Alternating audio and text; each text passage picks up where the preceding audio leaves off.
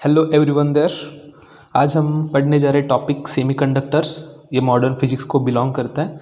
Modern physics में और दो टॉपिक आते हैं, ड्यूअल नेचर एंड रेडिएशन वाला पार्ट। अब आज हम देखेंगे कि सेमीकंडक्टर्स होते क्या है, व्हाट इज सेमीकंडक्टर। यहाँ पे मैंने लिखा है कार्बन, जर्मेनियम, सिलिकॉन।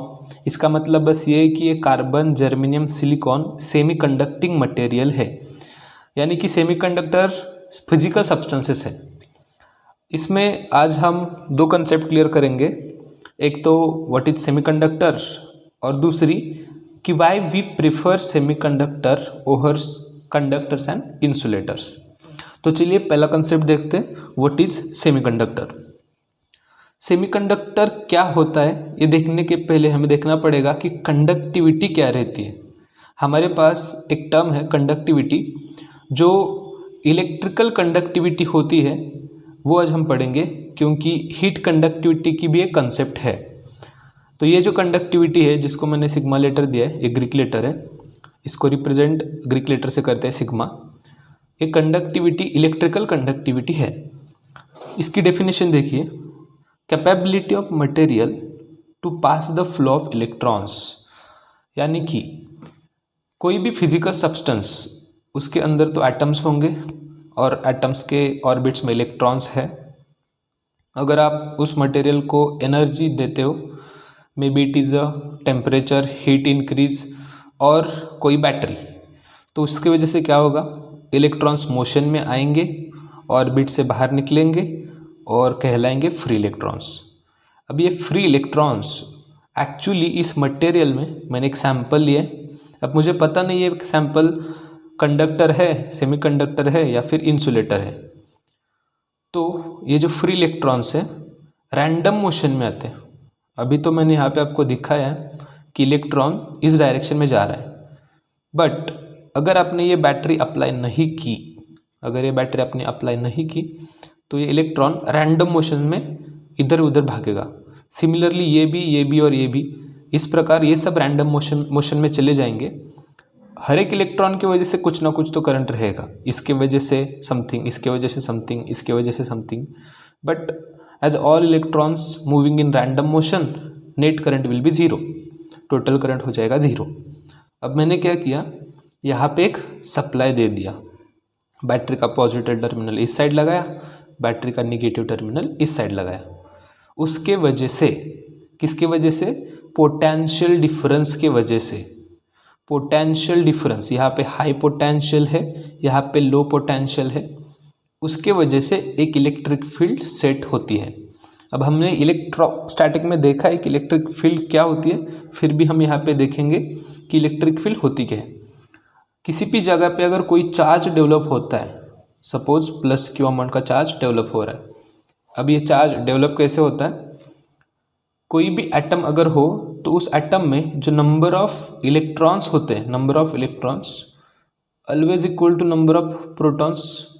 इसको तो हम चार्ज न्यूट्रलिटी बोलते हैं, क्योंकि इलेक्ट्रॉन पे जितना चार्ज होता है नेगेटिव में, उतना ही चार्ज होता है प्रोटॉन पे पॉजिटिव में। तो नेट चार्ज अगर करेंगे तो जीरो आंसर आता है। इस कंसेप्ट को हम कहते हैं चार्ज न्यूट्रलिटी, चार्ज न्यूट्रलिटी। ठीक है, अगर सपोज उस एटम में से कोई एक इलेक्ट्रॉन निकल के बाहर चला जाए या किसी अदर एटम में चला जाए, अब उस एटम के पास इलेक्ट्रॉन की एक कमी है, प्रोटॉन तो जितने थे उतने ही। फॉर एग्जांपल यहाँ पे सपोज 10 इलेक्ट्रॉन है, 10 प्रोटॉन है, एक इलेक्ट्रॉन चला गया, अब 10 प्रोटॉन है, 9 इलेक्ट्रॉन है, यानी कि एक प्रोटॉन ज़्यादा है। तो अभी इस पर नेट चार्ज जो रहेगा वो एक प्रोटॉन के जितना रहेगा, और हमें पता है इलेक्ट्रॉन हो या प्रोटॉन हो, उन पे चार्ज जो रहता है 1.6 10⁻⁹ कूलम रहता है। बस इलेक्ट्रॉन पे जो रहेगा वो माइनस रहेगा, प्रोटॉन पे जो रहेगा प्लस रहेगा। तो यहाँ पे एक एक्स्ट्रा प्रोटॉन है कह सकते हैं, या फिर कमी ऑफ 1 इलेक्ट्रॉन, डिफिशियंसी जिसको बोलते हैं। तो बिकॉज ऑफ दैट यहाँ पे पॉजिटिव चार्ज डेवलप होगा। तो इस प्रकार चार्ज डेवलप होता है। तो ये पॉजिटिव चार्ज से कुछ इमेजिनरी लाइन्स बाहर निकलती है, उन्हें कहते हैं इलेक्ट्रिक फील्ड लाइंस। ये है इलेक्ट्रिक फील्ड लाइंस, राइट। तो इलेक्ट्रिक फील्ड क्या होती है, देखिए ये पॉजिटिव क्यू चार्ज डेवलप हुआ, इसका मतलब इस एटम में से एक इलेक्ट्रॉन कहीं पे चला गया है। उसी प्रकार मैंने और एक एटम लिया सपोज उसका नाम है प्लस क्यू डैश का चार्ज वाला, तो ये एटम में से भी कुछ इलेक्ट्रॉन चले गए, कितने पता नहीं, तो इस पे आ गया पॉजिटिव चार्ज। अब ये इसको रिपेल करेगा और ये इसको रिपेल करेगा, ठीक है, तो रिपल्शन है यहाँ पे, यानी कि फोर्सेस आ रहे। उसी प्रकार अगर मैंने माइनस क्यू ले लिया तो वो अट्रैक्शन में चला जाएगा, राइट, अट्रैक्ट हो जाएगा।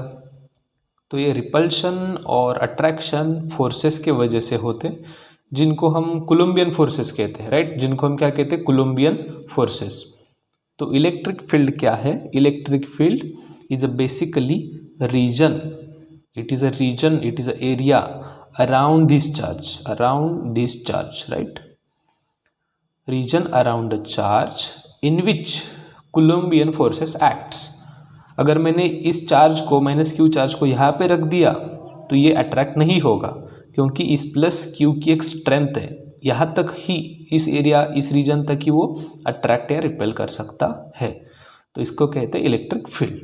तो चार्ज की कंसेप्ट क्लियर, इलेक्ट्रिक फील्ड की कंसेप्ट क्लियर। अभी मैंने आपको बताया कि कोलम्बियन फोर्सेस लगते हैं, कोलम्बियन फोर्सेस एग्जर्ट होते हैं, राइट, वो भी ध्यान में रखिए। नाउ जो इलेक्ट्रोस्टैटिक फोर्स लगता है किसी भी चार्ज पे, इलेक्ट्रोस्टैटिक फोर्स जो लगता है किसी भी चार्ज पे, अगर वो चार्ज इलेक्ट्रिक फील्ड में रखा हुआ है तो मैंने क्यू चार्ज को ई इलेक्ट्रिक फील्ड में रख दिया, इलेक्ट्रिक फील्ड ई स्ट्रेंथ वाले फील्ड में रख दिया, तो उस पर जो फोर्स एग्जर्ट होता है वो रहता है उस चार्ज की value multiply by electric field. So electrostatic force जो रहेगा, अगर मैं इलेक्ट्रॉन के लिए ले रहा हूँ तो minus E and electric field रहेगी, minus E and electric field.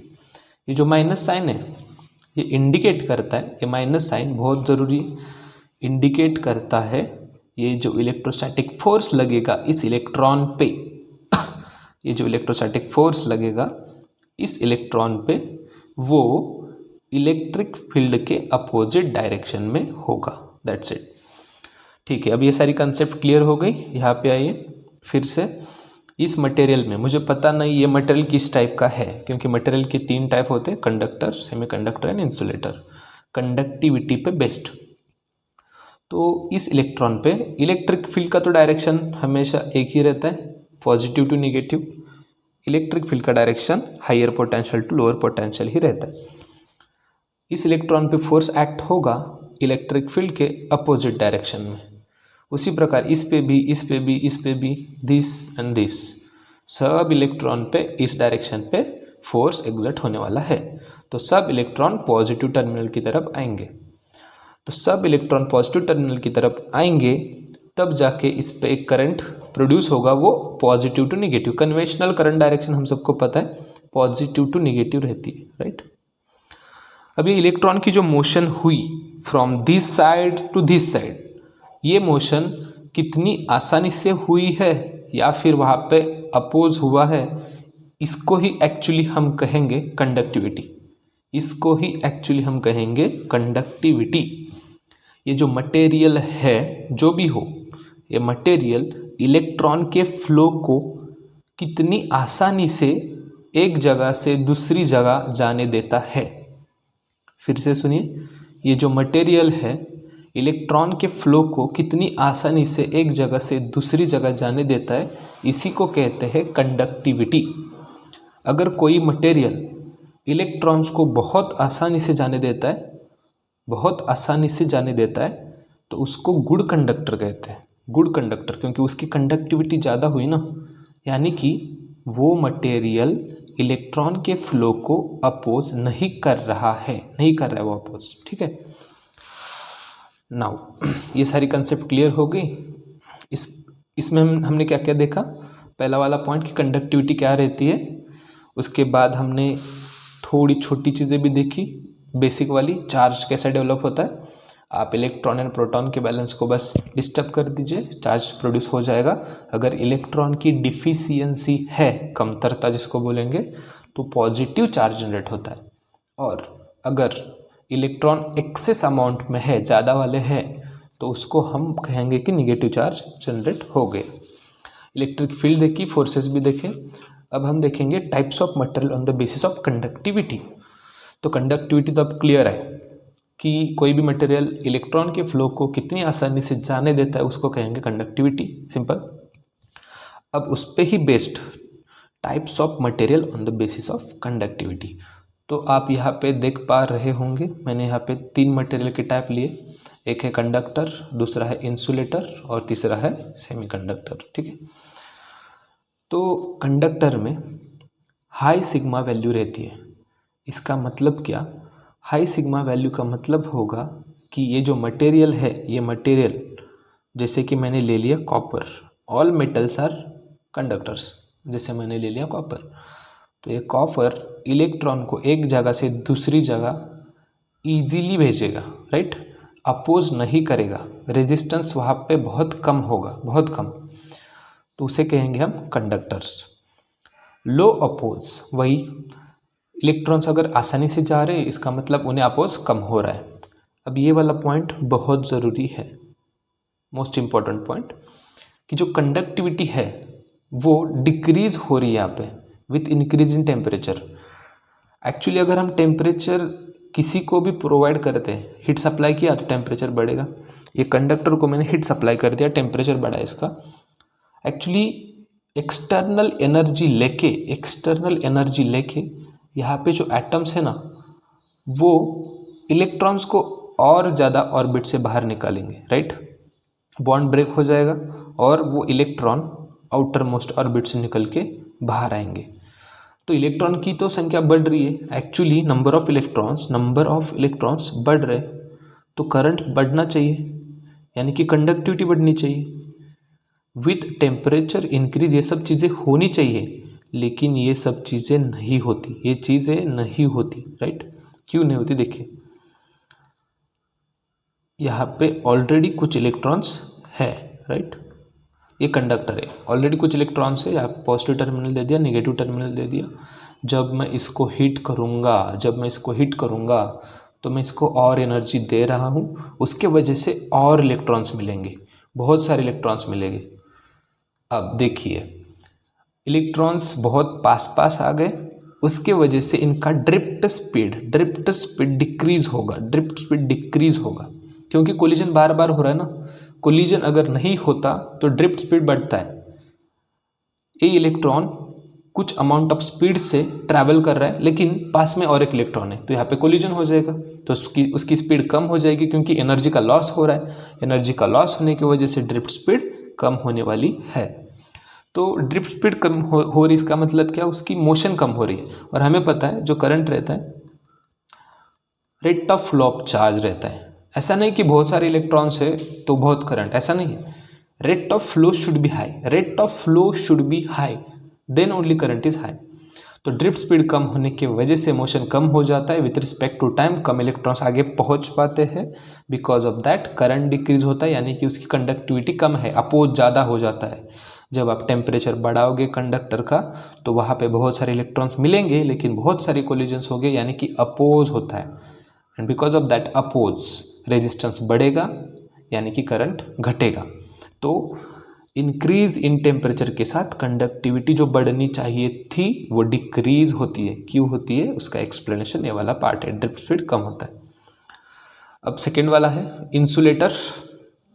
Shear insulator, जैसे कि वुड, एग्जांपल ले लिया हमने वुड का, ये इंसुलेटर है। लोवेस्ट सिग्मा वैल्यू, अब सिग्मा क्या है? कंडक्टिविटी है सिग्मा।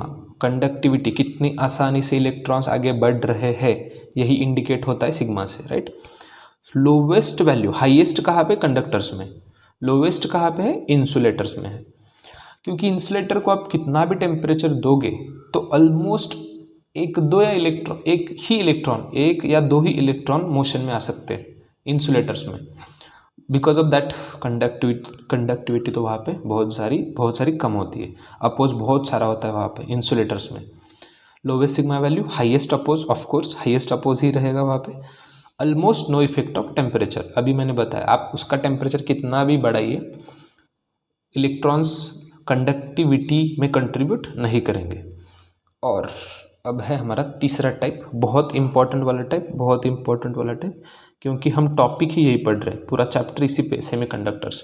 हम ये भी देखेंगे कि क्यों सेमीकंडक्टर पढ़ रहे हैं, क्योंकि हमारे पास तो कंडक्टर भी है, फिर भी हम क्यों सेमीकंडक्टर्स पढ़ रहे हैं।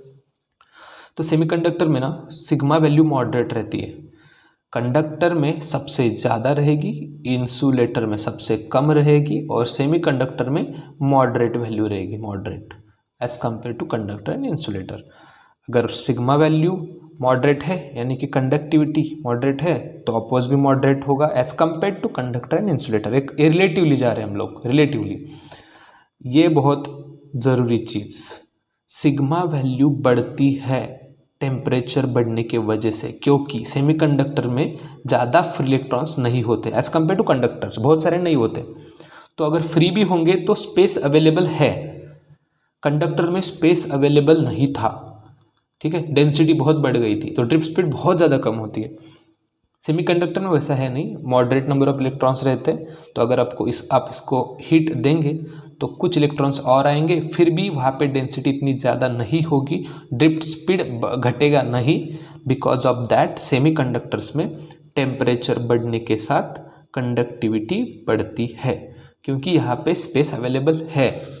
सेमीकंडक्टर में स्पेस अवेलेबल है, कंडक्टर में इतना स्पेस था ही नहीं, ड्रिफ्ट स्पीड बहुत घट रही थी, तो मोशन बहुत कम आ रही थी इलेक्ट्रॉन्स की विथ रिस्पेक्ट टू टाइम, तो करंट कम हो रहा था। यहाँ पे वैसा नहीं होता, यहाँ पे स्पेस अवेलेबल रहती है, electrons easily can go from one point to another as compare to conductor, as compare to conductor. तो यहाँ पे सिग्मा बढ़ता है with respect to temperature. Now the most important question जो हमारे दिमाग में हमेशा चलता रहता है, why is semiconductor is preferred over conductor and insulator. हम जो टॉपिक पढ़ रहे हैं वो सेमीकंडक्टर ही क्यों है, कंडक्टर और इंसुलेटर क्यों नहीं। अब इंसुलेटर क्यों नहीं तो इजीली पता चलेगा, इसको तो हम डिस्कार्ड इजीली कर सकते हैं, वहाँ पे फिर इलेक्ट्रॉन्स ही नहीं है तो एप्लीकेशन क्या ही करोगे उसका। कंडक्टर, वहाँ पे तो बहुत सारे इलेक्ट्रॉन्स हैं, तो एप्लीकेशन करने में भी आसानी होगी, फिर भी क्यों नहीं पढ़ रहे कंडक्टर्स। देखिए कंडक्टर में अभी अभी मैंने बताया कि जितने भी इलेक्ट्रॉन्स है, थोड़ा भी टेम्परेचर बढ़ता है, थोड़ी भी एनर्जी देते हम उसको कंडक्टर को, तो वहाँ पे एक्चुअली करंट बढ़ना चाहिए, वो डिक्रीज हो जाता है, डिक्रीज हो जाता है, ठीक है। तो कंडक्टर के कंपेरेटिवली सेमीकंडक्टर जो है उसमें हम, बहुत ज़रूरी पॉइंट ये वाला, सेमीकंडक्टर को हम इस प्रकार डिज़ाइन कर सकते हैं, designed to manage and control the flow of current. मतलब हम मैनेज भी कर सकते हैं, कितने इलेक्ट्रॉन चाहिए हमें, कम चाहिए ज़्यादा चाहिए, मैनेज भी कर सकते हैं, और उनको कंट्रोल भी कर सकते हैं, उनको कंट्रोल भी, उनके फ्लो को कंट्रोल भी कर सकते हैं of current in electric device, designed to manage and control flow of current यानी कि flow of electrons in electronic device. उसके बाद कॉम्पैक्टनेस, रिलायबिलिटी, ये बहुत सही रहती है सेमीकंडक्टर की as comparatively conductor. Power efficiency बहुत हाई रहती है, पावर इफिशियंसी मतलब ये जो सेमीकंडक्टिंग मटेरियल है, सब्सटेंसेस है by the way, these are the substances, जैसे कि सिलिकॉन, जर्मेनियम, ये सब्सटेंसेस है, तो ये बहुत लो करंट या वोल्टेज या फिर पावर बोलेंगे, लो पावर कंज्यूम करते हैं, लो पावर कंज्यूम करते हैं, इन्हें ज़्यादा पावर चाहिए नहीं, तो पावर इफिशियंसी ज़्यादा है। जो कम पावर में काम कर रहा है उसकी पावर इफिशियंसी ज़्यादा रहती है। लो कॉस्ट, जैसे कि एलईडी है, लाइट इमिटिंग डायोड, ये भी सेमीकंडक्टिंग मटेरियल है।